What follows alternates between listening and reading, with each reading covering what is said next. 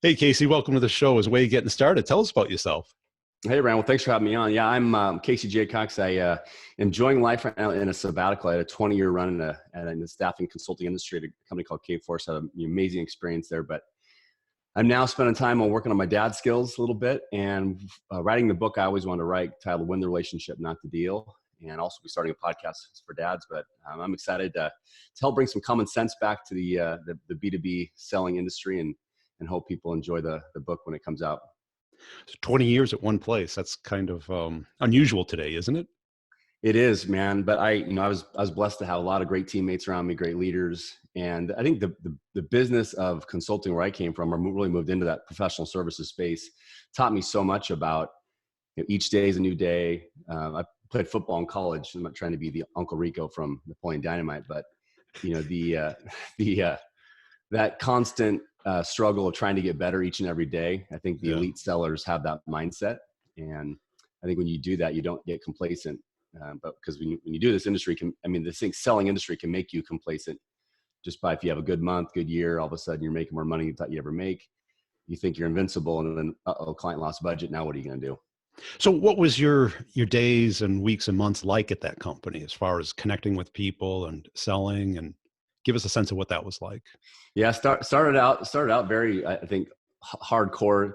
Some of your videos really spoke to me about the guy sitting over my shoulder with making 348 phone calls, and those weren't fun. And I quickly learned that it was more about quality and quantity. And I learned more about the art of practice, which I think sellers too often forget they don't need to do.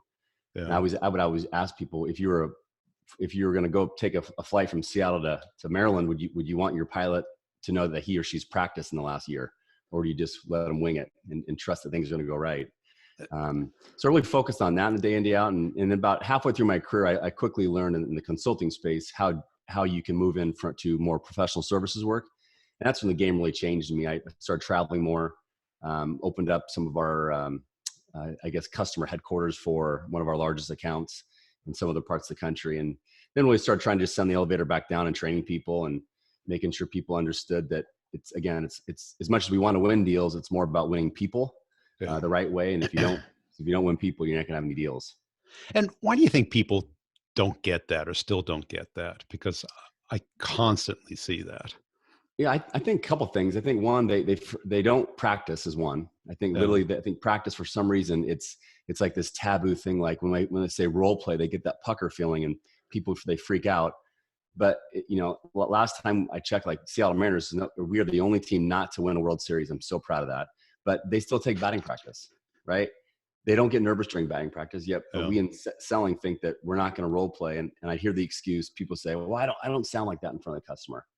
I'm like, BS, you do too. I just watched you sound like that, right? And that's okay. And I think I think sometimes leaders in certain environments don't inspire or promote an environment of humility and vulnerability, where reps are scared to say what they don't know, which I think are the three hardest words to say in life. Actually, I wrote about that about a couple of years ago. And I think when managers and sales leaders can create and show their own weaknesses or where they've messed up, versus telling people, hey, you're not making 638 phone calls, and you got to get more connects. Because your video, man, it was like flashback to early 2000 when I started, when it was the one about the commission report, and the dude made like 600 calls, but he didn't get paid because I didn't sell anything. Yeah. I was like, oh, I've seen that one before. I've lived it. Yeah, because I went from a career of doing it, and when I got into sales, it was much more, relationship oriented, understanding how companies buy. And it was very unusual to start your sales career at, because I was working with people in their late 40s and 50s. Mm-hmm. They had run the gauntlet. They know how to sell to the C-suite. They've been through it. And I learned from them. But then I left there, and you went into the number of calls, CRM bullshit.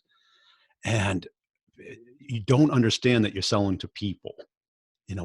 Until we can sell to robots, connections and relationships and communication and trust are irreplaceable. Mm-hmm. You can't get trust though without commonality and rapport. Yeah. And in that order. You're right. Yeah. You're right. Yeah. And so, like, I used to joke, and my wife would say this, and it would make me uncomfortable. But I quickly learned that my gift or skill is to saying the thing that's borderline inappropriate or uncomfortable, yet it comes across in a socially acceptable way, and actually moves the relationship forward. And I did that by focusing on tone of my delivery, but trying to find something that we might have in common, and asking it in a way, practicing before me, but asking it in a way that it's about them, not me. It is Right? about them. It's always about them. And so, I'm sure you've heard this forever, the 2 ears in one mouth, let the bigger number do the work. Right. Right. And all I hear today is how to trick people into being relevant and personalized. And it's like, it's not a trick. No. We are wired this way for centuries, and Yeah. it's not going to change. And when you say commonality, that is, how are we in the same tribe? Hmm. Are Yeah. you an enemy or a friend? Yeah. Are you here to give me food or take food from me? Well, and it'd be interesting to see if you polled your audience that listens to the show, what's the percent of people that have actually walked away from a deal because they knew it wasn't right for the customer. Yeah. And And it's hard to do I that. have. It's super hard. And actually, I write about that in my book, right? It was a deal that I wanted so bad. It was a customer I wanted so bad. I worked literally for 3 years to try to reach this guy. And when he asked us to do it, it was like something I think we could do, but the time frame was so short and the risk was so big. And in my mind, I joked that when I told him, unfortunately, I can't do this. It's like, I can do this, but there's no way I can meet what you want me to do. And even if I do, it's not worth the risk of not doing it, because what I don't want is you and your buddy, and you guys are taking a leak in the bathroom, and you're like, Jay Cox, oh yeah, that's that douchebag that oversold us and brought down the entire conference because he didn't know what he was doing. I don't want that. I'd rather you say he was the guy that was honest, set my expectations, treating me the way I want to be treated, and helped me keep a business relationship going. And it is. And you don't want bad business, because No. it turns into a support nightmare, a reputation nightmare, Right. and that cashing the commission check, gives you a momentary thrill, but Mm-hmm. you're going to have 3, 6, 9 months of nightmare ahead of you. Mm-hmm. Take us through your sales journey and kind of the steps of, kind of enlightenment that I call, Yeah. because, I've had mine and I like to hear others. Yeah. I mean, I think mine was out of the gate. It's this funny story. I left the barcoding label industry, which I called them stickers. And they're like, they're labels. I'm like, no, they're stickers. I was a 22-year-old smartass. And when I got to this new company, one of my good buddies, Kelly Hansen, tried to get me to go to this company called Hall Kenyon at the time, now bought by Kforce, back in 2004.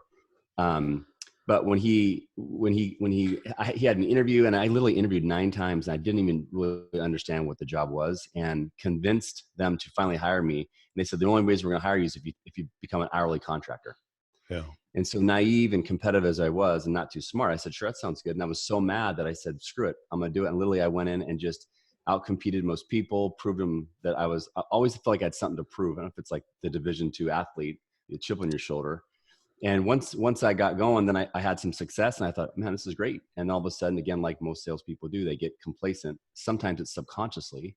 And all of a sudden I went from a good run rate in our business down to 0. I was like, what the hell just happened? Yeah. And I quickly learned I had that happen multiple times throughout my career. And as my sales career moved up, those heartaches or tough times when you'd have massive sales dips, it didn't hit me as much, because I wasn't having to close a deal to pay my mortgage or pay my car payment or take my wife to dinner or go golf with my buddies, because I planned for it. And Yeah. I think that's one piece of advice I'd always give younger sales folks is, if you do the things that we're taught in kindergarten about treating people the way you want to be treated, they taught us that for a reason, yet we forget as adults to do that.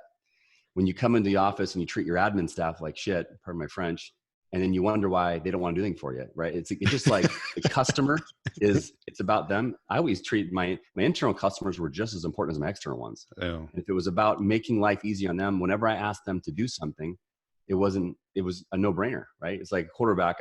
I used to always thank my linemen often. I got them in the paper. I made them spaghetti Thursday nights. It's always about other people, not yourself. I think when you as a seller get that, life's going to change.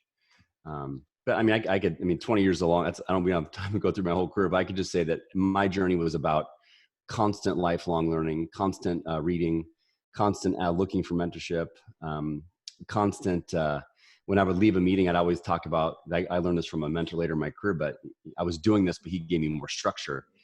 We called it the give two, take two model. Two things I did great, two things that I wish I could do better. And Yeah.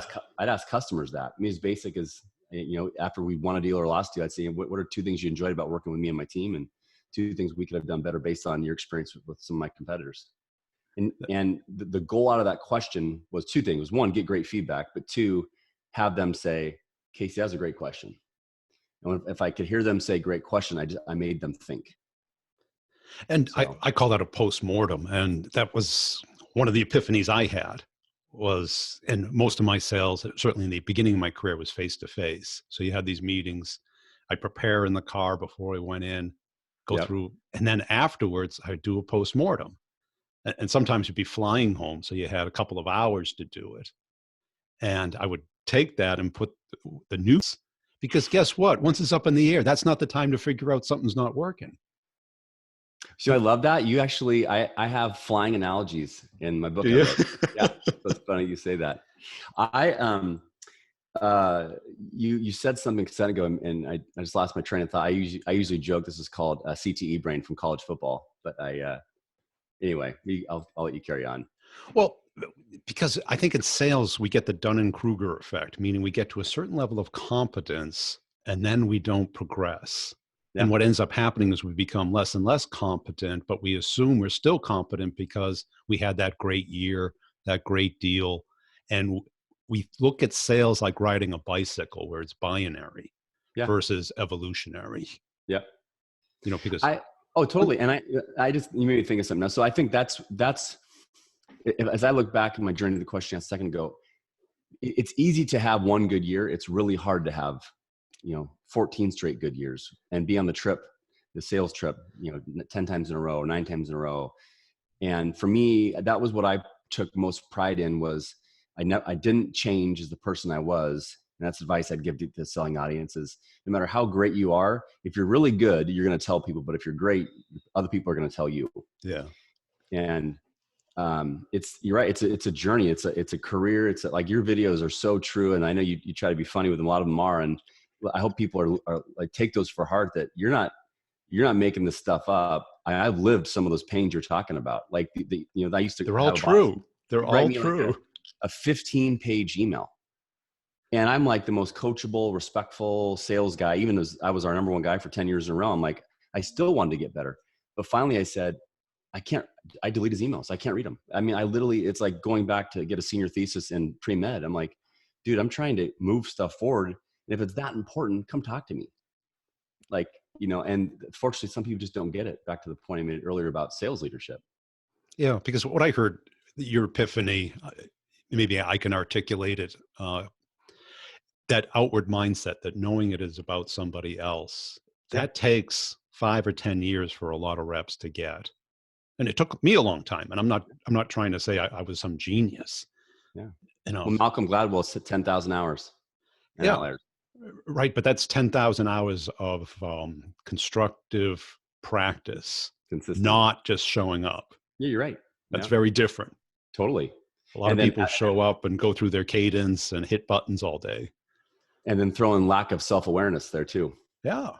And let's face it, to become aware, we have to be coachable. And what I'm finding in sales is a lot of people who come from either the performing arts, athletics, or military, all of which require coaching.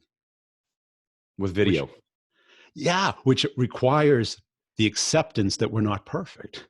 Film never lies. Right? And you're like, wait a second. It's a camera trick right there. I didn't do that. Yeah, coach, I swear. Well, you did. I just watched it. You threw 4 interceptions in the first half. I watched them.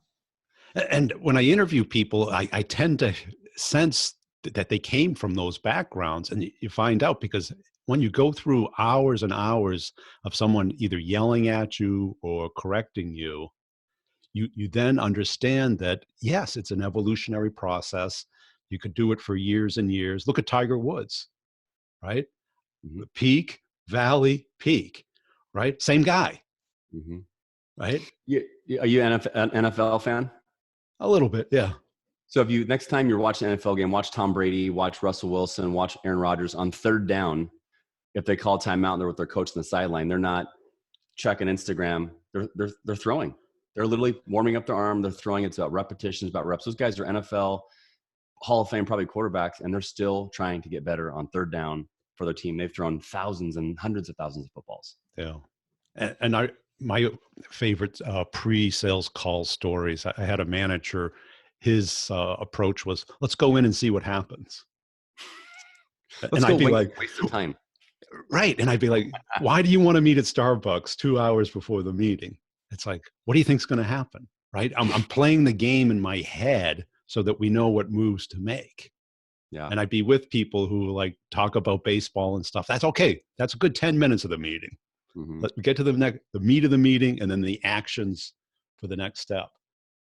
And do we have time for a quick humbling coaching story? Go ahead. So you made me think of this a second ago. So at the tail end of my career, I was part of a team that led a sales transformation for our company. We were essentially retraining 800 reps on how to lead with the problems we solve in an articulate way that was consistent across the company. And in that, this company we hired was some amazing smart people. And part of this journey for me was I had to get passed as a facilitator. And so in my mind, I knew it in my head. I practiced a little bit. I thought, which was enough. And I went and presented one morning. We were down in Dallas, and the gentleman goes, I mean, I felt like the body language was positive, getting the head nods, like, oh, this is going good. And he goes, how'd you think you did? I was like, well, I thought I went okay. I was comfortable with I feel like I delivered it well in an articulate way. And he goes, so Casey, I'm going to be honest with you. So what I've heard about you is that you're elite here at this company. I'm going to pass you. And that was a decent job, but that was nowhere near elite. Next, who's up next? And I was just like, what the F just happened? Yeah. And in my mind, I have two thoughts right there. I could be like, screw you, dude. You don't even know who I am. I'm the number one guy at this company, but that's not how I'm wired. I said, I was so pissed at myself, so mad at myself. And the next day we had to deliver content again. And I remember at the end of the day, just feeling this rage inside me, trying to like not let my emotions show. And some of the guys in the team wanted to go grab a beer at the bar. And I said, you guys, I got some work to do. I'll be down a little bit. Well, from 6:30 until 10:30 in front of the mirror in the hotel room, I'm preparing, speaking, role playing. I mean, like if the housekeeping they would have thought this guy's got a screw loose if they saw me presenting in the mirror. And anyway, fast forward the story to the next morning. I went and saw our CMO in the lobby. He knew something was not right. He said, are you okay? I'm like, I'm just ready to go. Walked in. My buddy goes, hey, Casey, do you mind if I go first? I said, yeah, unfortunately I do. I'm going. And then the guy goes, all right, we ready? I'm like, let's go. And I went and I'd practiced so much and I was my authentic self. And when I got done, all he said was, that's elite. That's what I was looking for next. And it didn't need the fluff. Didn't need but to me, it's like, that was at year 18 in my career. Right. And if there's anybody listening today, hopefully a lot from your show, you're always coachable. You guys, there's always something you can learn no matter what you think, how great you think you are. No one's perfect. And once you admit that, it is a freeing feeling. It is. The anxiety goes away. The fear of trying to be perfect, that goes out the door and you become yourself, which people want to buy from you.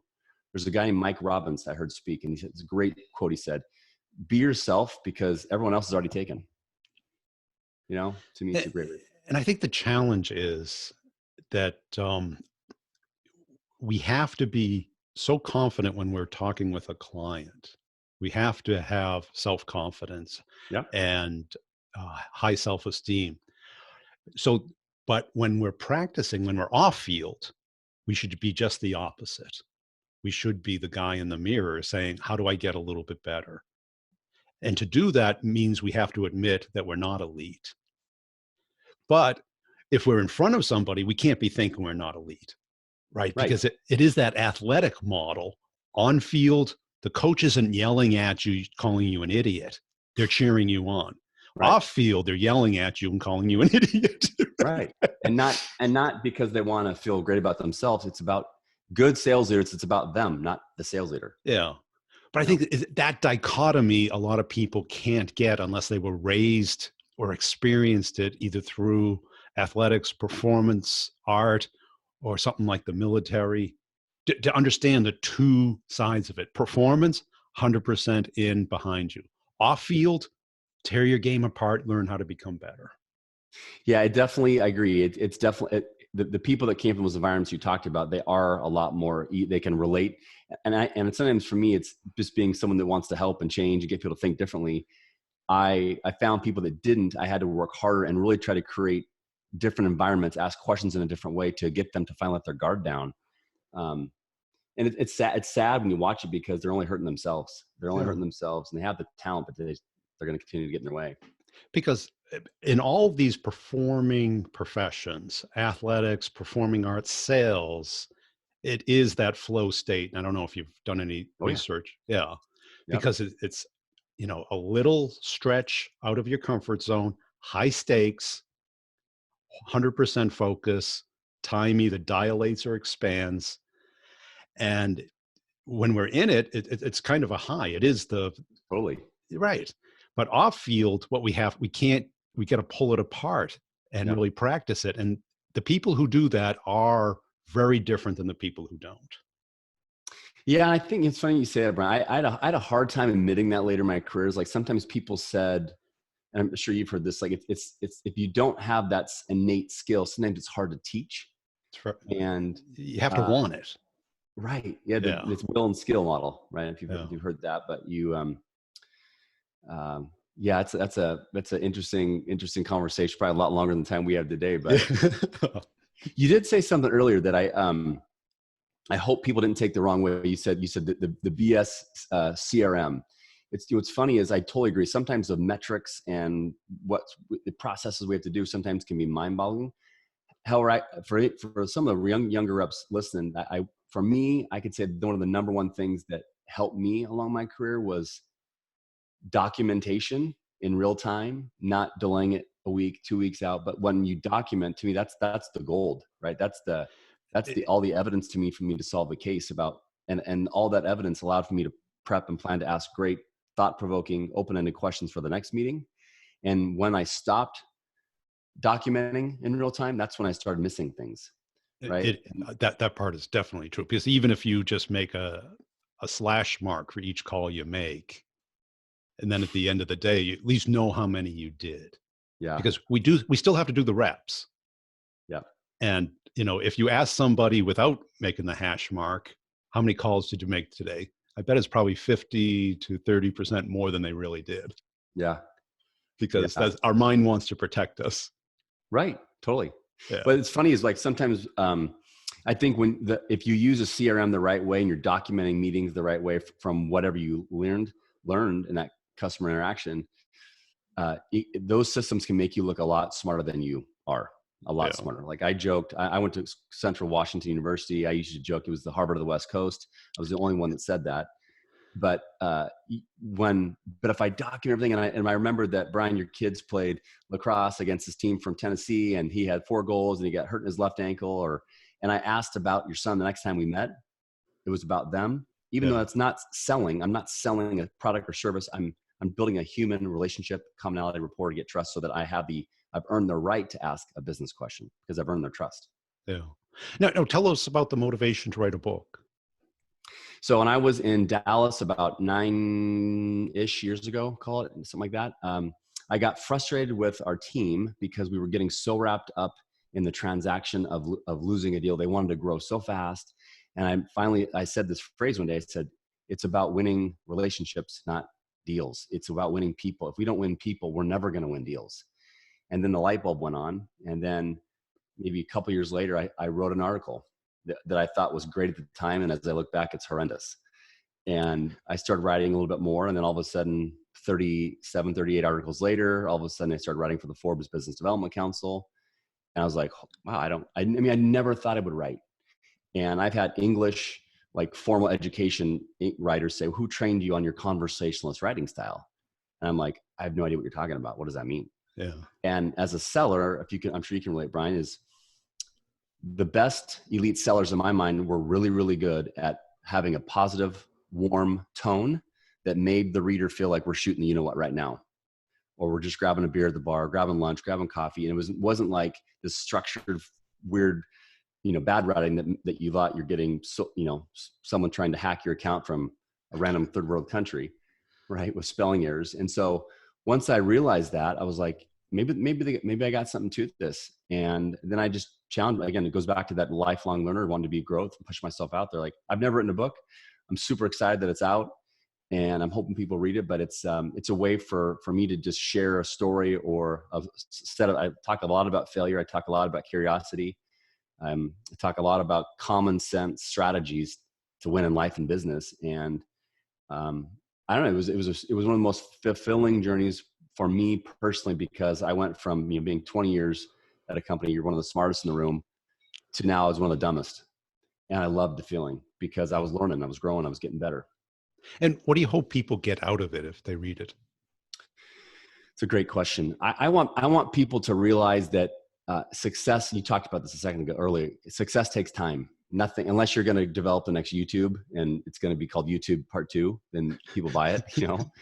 To me, it's about patience. It's about the lifelong journey, which I know a lot of your videos have talked about. It's about a sales career.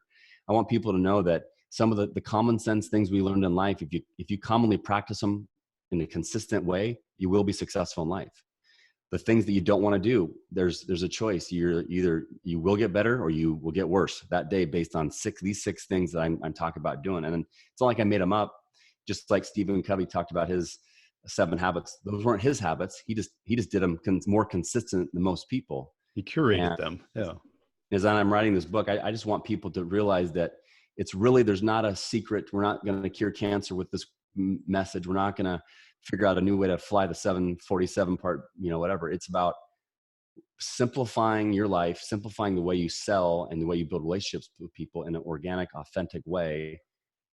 Consistently over time, if you do that, I'm convinced you'll have success, because I'm proven it worked for me. It worked for many people I trained and mentored. And how about the timing? Is it already out, or? Yeah, it came out in January. January. Yeah. And what formats is it in? It is in I know most salespeople, they want pop-up or scratch and sniff, so it's not in that model. No, I'm joking. Flashcards. Really big words. It's like 28 font. Pop up. Right. No, it's in Kindle. It's in the Amazon Kindle store, and it's also in paperback. So, and the book's about 185 pages. And I wanted to be short enough that a seller who's got a busy lifestyle, he or she can still read it, consume it. And there's a lot of exercises I put in the book about ways to think. There's a social media part at the end where I'd love for them to tag myself and others about these 6 principles and tell me how they're working for you. But I think I want people to really get, like I mentioned earlier, just get that. Hey, why am I making it so hard? Right. Right. Cool. And where can people go to connect with you? I'm on LinkedIn. I'm on Twitter. You can go to caseyjaycox.com is my website. And right there, you can also learn about my podcast for dads, which is called the Quarterback Dadcast. I'm out there trying to bring some vulnerability and humility to us manly guys out there, which is, I'm not a manly guy. I think I've been to Home Depot once. I'm not really sure what you do there. And then you can yeah, exactly. I can type fast and talk, but I can't fix things. And I make fun of myself all the time about that.